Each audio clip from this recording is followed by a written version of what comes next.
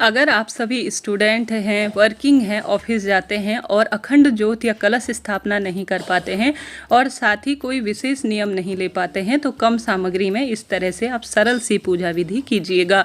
जहाँ पर भी जितनी भी छोटी सी जगह है आपके पास, तो वहाँ पर माता रानी की कोई प्रतिमा, फोटो, मूर्ति या कोई भी आपके पास स्वरूप हो, कोई स्क्रैच हो, तो उसे आप स्थापित कर लीजिए और लगातार 9 दिन तक यहीं पर छोटी सी अपनी पूजा कीजिएगा।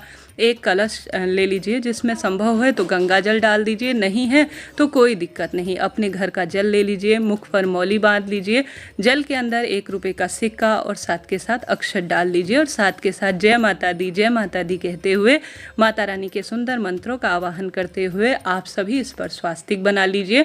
अब इस कलश के ऊपर एक अक्षत से भरा हुआ पात्र रखकर आप एक पुष्प रख लीजिए। आप सभी कलश स्थापित नहीं कर सकते हैं तो साधारण सरल तरीके से 9 दिन तक इस कलश को, अर्थात जल से भरा हुआ लोटा, इसी तरह से आप रखे रहें और सभी इष्ट पितृ देवी देवता इसमें वास करेंगे 9 दिन तक और मेरे घर की सकारात्मक ऊर्जा हर स्वरूप में इसमें संचार करेगी।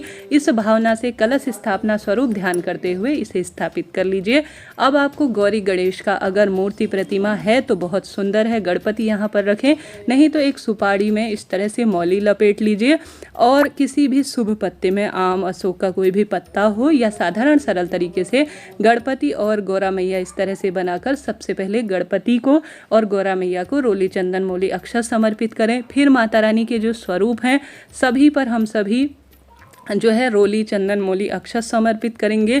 जो हमने कलश स्थापित किया है, छोटा सा लघु कलश, उस पर भी हम सभी थोड़ा सा रोली चंदन मौली अक्षत समर्पित करेंगे। साथ ही हम सभी सुंदर भाव सच्चे मन से वस्त्र रूपी कलावा माता रानी और गौरी गणेश को भी समर्पित कर देंगे। अब अपने दाहिने हाथ में थोड़ा अक्षत और पुष्प लेकर सभी भक्तजन कहें, हे माता रानी के सभी स्वरूप कुल देवी मैया, आपका स्वागत है आज मेरे घर पर।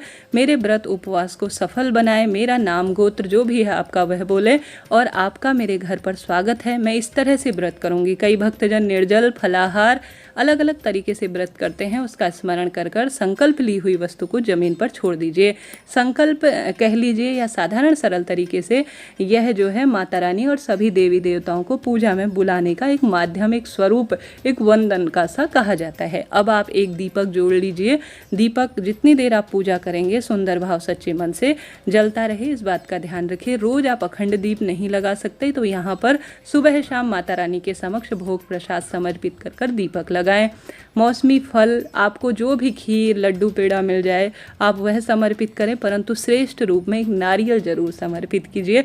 नारियल देखिए बहुत शुभ माना जाता है। एक नारियल जिस पे कलावा लपेट लीजिए, रोली चंदन मौली उस नारियल में लगाएं और जो पूजा में हमारी कमी है उसकी पूर्ति के लिए दक्षिणा 11, 21, 51 जितना आपसे बन पड़े उतना आप नारियल के ऊपर रख दीजिए। बाद में जब अष्टमी नवमी होगी तो कन्याओं में इसे वितरित कर दीजिए या आप कहीं दान देकर आ जाते हैं तो बहुत शुभ माना जाता है। साथ ही सुहाग सामग्री जितना आपसे बन पड़े, जो है आप 16 श्रृंगार, 5, 7 जितना हो पाए उतना आप सभी माँ भवानी के आगे इस नवरात्रि में जरूर समर्पित करें। बाद में कन्याओं को अष्टमी नवमी पर दान दे देते हैं तो बहुत शुभ माना जाता है। साथ ही आप सभी के पास जो भी पुस्तक है, श्री सूक्तम है, दुर्गा चालीसा है, दुर्गा सप्तशती है, तो आप उसका जो है पठन पाठन भी करते हैं तो उस पर भी रोली चंदन मौली लगाएं, तभी विद्या आती है, तो उस पर भी आप रोली चंदन मौली लगाएं। आप सभी जरूर से माता को लौंग और इलायची और बताशे का भोग तो लगाए। कुछ भी नहीं है आपके पास, मौसमी फल नहीं है, आपके पास जो है विशेष तौर पर नारियल नहीं है, तो आप सिर्फ लौंग, इलायची और बताशा भी भोग लगा देते हैं तो भी पर्याप्त रहता है। स्टूडेंट और जो गृहिणी है वह भी इस तरह से विशेष पूजन कर सकते हैं। अब हम सभी हवन तो बड़ा नहीं कर पाते हैं, परंतु हम साधारण सरल तरीके से, अगर गोबर का कंडा है तो बहुत बढ़िया है, वह नहीं है तो आप नारियल का एक टुकड़ा लीजिए और कपूर से अग्नि प्रज्वलित करें और 2 आहुति सबसे पहले गौरी गणेश की घी से दे दीजिएगा।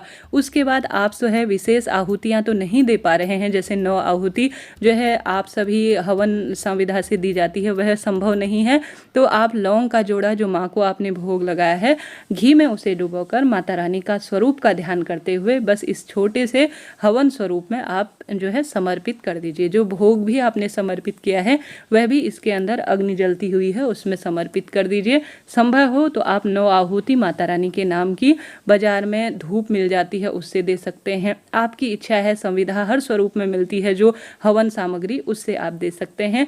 9 आहुति माता रानी के नाम की और 2 आहुति गौरी गणेश, इस तरह से 11 आहुति दी जाती हैं। और अंत में एक दूसरा दीपक आप प्रज्वलित कर सकते हैं, या मैं अभी उसी दीपक से आरती कर रही हूँ। आप सभी ओम जय अम्बे गौरी मैया जय श्यामा गौरी, ये वाली आरती गाकर अपनी पूजा को परिपूर्ण करें। साथ के साथ एक जल का लोटा लीजिए और 3 बार जल के ऊपर से घुमाकर माता को आरती देकर पूरे घर में इस जल को घुमाएं। तो इस तरह से भी सरल संपूर्ण पूजा होती है। भूल चूक के लिए क्षमा प्रार्थी हो जाए और निश्चित रूप से आपका भाग्य उदय होना ही है। जलते हुए घी और जो हवन सामग्री है उसमें आप गूगल तेजपत्ता भी डालते हैं तो शुभ होता है। पूजा का शुभ मुहूर्त इस साल जो है 6:09 से 8:06 के आसपास रहने वाला है। एक दूसरा मुहूर्त सुबह 11:49 से 12:38 तक है। राधे राधे।